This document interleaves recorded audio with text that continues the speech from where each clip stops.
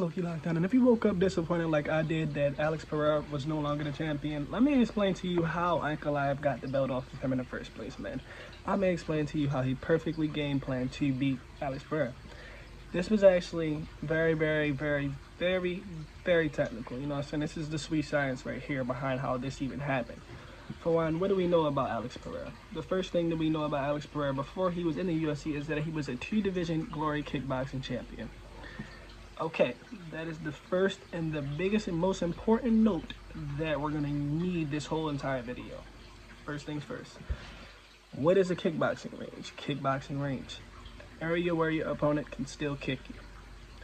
It can't be too close because you can't throw a kick too close. Try to, matter of fact, let me see. Stand in front of a wall right now. Get close to the wall. Now try to kick it. Try to kick it like to the side. Like try to, you know what I'm saying, chop down on it. You can't because it's right in front of you, right? Cool. With that being said, right, kickboxing range requires space. It requires a lot of space. What we noticed in the entire MMA, not just this fight, is that when kickboxers don't have the space to kickbox, their boxing is not the best. And that's what we tend to notice about it, right? Right. Now, when you're jamming up a kickboxer's range, you know what I'm saying, they have to resort to things that they have not always been used to their whole entire life. And then it becomes even more different when now you're jamming their range and you might shoot a takedown on them. So now, it's double-edged sword. They're already in a range that they're very uncomfortable with, and they're already defending something that they're very unfamiliar with, which is a takedown. Yes, Alex Pereira defended the takedowns beautifully, and it was perfect. His takedown defense was perfect, but the thought of the takedown is enough. You don't even have to complete one. You don't. You don't have to complete one, because that's going to set up everything else I'm going to do throughout this entire fight. The next thing, he did a very good job, ANKALAEV, of lead hand fighting. He beat Alex Pereira in the lead hand fight. You know what I'm saying? He was getting after it. You know what I'm saying? He was circling that hand around like this. Just every time Alex tried to, you know what I'm saying, get right, touch that right hand, touch that hand, it wasn't there. He was circling it around, moving, just causing a bunch of confusion. You know what I'm saying? We already know lead hand fight, he's winning that. The pressure fight, he's already winning that. So there's 2 areas he's already winning the fight in. He took the center. We know that Alex Pereira is a guy that requires him to be on the front foot to knock you out. Other than Yuri Prochazka. Well, it doesn't necessarily require him to be on the front foot to knock you out, but he's way more comfortable being on the front foot and knocking you out. I mean, we've seen that in the past a lot. Imagine this, right? It absolutely takes away from the power that you have to be moving backwards while throwing punches. Try to throw a punch moving backwards, now try to throw a punch moving forward. It's a difference, isn't it? That's why, you know what I'm saying, when you stay up in a guy's face, to beat a power puncher, you can't be scared. That's the thing. You cannot be scary. You can't be scary. Think about it. Think about it and think about it good. You got to stay in that motherfucker's face. And you got to move them back. Because the moment you let them get forward, then you're in some hot shit. Then you're in some hot shit.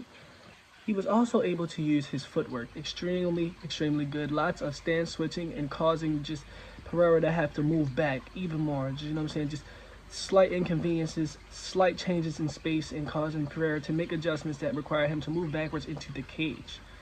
You know what I'm saying? Where it was cutting him off at times. Also, one major thing, and I mean this is the one, maybe the second most major thing that ANKALAEV did perfect in this fight. He punished every single strike Alex Pereira threw in either one method or the other. Alex Pereira threw, ANKALAEV was coming right back with vicious combos. Every single time. He let him get nothing for free. Alex got nothing for free. You give him something for free, he's gonna take more for free. He's gonna think everything else is free. He set the tone straight away that if you punch me, I'm gonna punch you back. And I'm gonna punch you back and I'm gonna try to hurt you. That is already in that mind. Alex knows. And on top of that, every time Alex Pereira swung a punch, that was slightly anyway winded up, or what's the name, he was getting clenched against the cage. So every time Alex Pereira threw a strike, he was getting punished in one way or another. Either he was getting hit back with a combo or clenched up against the cage for the rest of the round. So that creates a mental problem already. It already starts to chip away at the confidence of Alex Pereira, right? Right. So there are so many things going on. We're not even done yet, but I'm gonna explain to you what's already going on. You got a kickboxer who's already being pressured back, already defending takedowns in a way that he is not used to defending takedowns. Now we got a kickboxer who's doing all that, and he's used to having his way on the feet, and now he's not having his way on the feet. Very uncomfortable. He's getting punished for everything he's throwing. He doesn't know what he should throw or shouldn't throw anymore, because everything that he's throwing is getting met with something.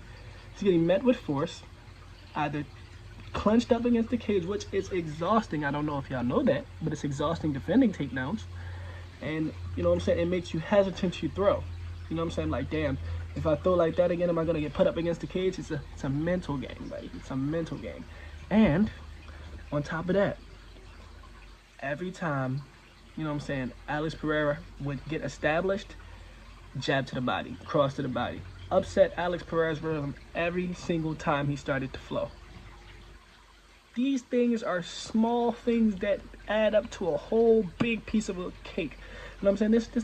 You know what I'm saying? It's just a slice of a cake that amounts to just, you know what I'm saying, just a bunch of slices. And then eventually it makes a full cake, you know what I'm saying? Just adding so many small details. Small details is so important. And he's already a southpaw. He's already, you know what I'm saying, big and intimidating. He hits hard. He threw a lot of straight shots, a lot of very straight shots. And those are another thing that Alex Pereira gets hit with a lot, because his head movement is very minimal. It's very minimal. And he's there and he's open to get hit. The only thing is, a lot of guys, the competition level he's fighting, is very scared to get into that range because they don't want to get knocked the fuck out. Magomed Ankalaev fought fearlessly. He did. And another thing about Ankalaev that we can see based off of his appearance is, bro, he looks hard to knock out, bro. His head is fucking big as hell, and he has no neck. Or whatever that he has for a neck left, it looks strong as hell. Dude, he's already bigger than Alex. He has no neck and a big ass head. And he's Russian with a beard. How much harder could you be to knock out than that? dude, bro, like, Jesus Christ, man. But I mean, if there's anybody that could knock him out by connecting a good punch, it would be Alex, right? Cool. That's all, you know what I'm saying? Cool. Then, one more thing that he did very, very, very well. He implemented his front kicks and teeps extremely well when he was at a distance that he was uncomfortable with, or he felt as though Alex Pereira was going to do something that he might not have been able to counter effectively. He also did that in a way to disrupt Alex Pereira's rhythm, in a way to reset himself. So with all of these things going on, right? Cool. Kickboxer, he's in boxing range, uncomfortable. Fighting a wrestler, that's already uncomfortable. Getting punished for all of his strikes, super uncomfortable. He made everything very, very uncomfortable. There was no comfortability. He was staying in his face. I don't know if y'all know how uncomfortable it is to have somebody staying directly in your face, walking towards you while you're moving backwards, but it is hella uncomfortable, especially in a fight. Think about it, bro. Claustrophobia. Why is that a thing? Because it's uncomfortable to be so close to something, especially if that something is a human and it wants to punch you. So can you just imagine? Person is bigger than you. They wrestle. They want to punch you. They're good. They're skilled. They're beating you in the lead hand fight. They're punishing you for everything that you're throwing. They don't necessarily hit as hard as you, and maybe not as good at kickboxing as you, but they're using their IQ to chip you down and break you away. Those are all the keys to success that Ankalaev used very, very well to eventually walk away with that light heavyweight title. That is all of it, almost all of it. And think about it. Khalil Roundtree almost used the same exact thing to almost beat Alex in their first fight. You know, he used a lot of pressure. He didn't throw a kick, not one time. He was, you know what, I'm boxing this fight. A coincidence? Or no? He is a glory kickboxer, bro. Just like Israel Adesanya, right? And we know what Israel Adesanya's weakness is, so why we can't correlate that over? Pressure, pace, and obviously boxing. We seen it. Cheat code crack. But the only thing about Alex is he hits way harder. That's the only thing. So you can't do it too much. Like how you could pressure Izzy. But the consequences could be deadly. But, man, boxing does it. Boxing does it every time, bro. You seen it. You've seen it time and time again, bro. So with that being said, man, those are the keys to ANKALAEV's success against Alex Pereira in this fight, man. And, you know, it sucks to see, but, man, I guess, you know, the rematch, I hope that Alex Pereira comes back with better boxing, because I know that he has had boxing before. I guess he just wasn't ready or prepared for this. He knows that he can defend the takedowns now, maybe. I mean, well, yeah, he did defend all the takedowns, so now he knows that he can defend the takedowns. He might look back at the fight and see where he was moving wrong, but he didn't throw nearly enough at all to win this fight, man. He didn't throw enough punches. He didn't throw enough kicks. He didn't throw enough anything. He did this. He defended the wrestling perfectly and forgot to throw punches and strikes. I've never seen that before. Well, not have seen that before so many times, but yeah, man. With that being said, man, I'm frustrated. And we up, man.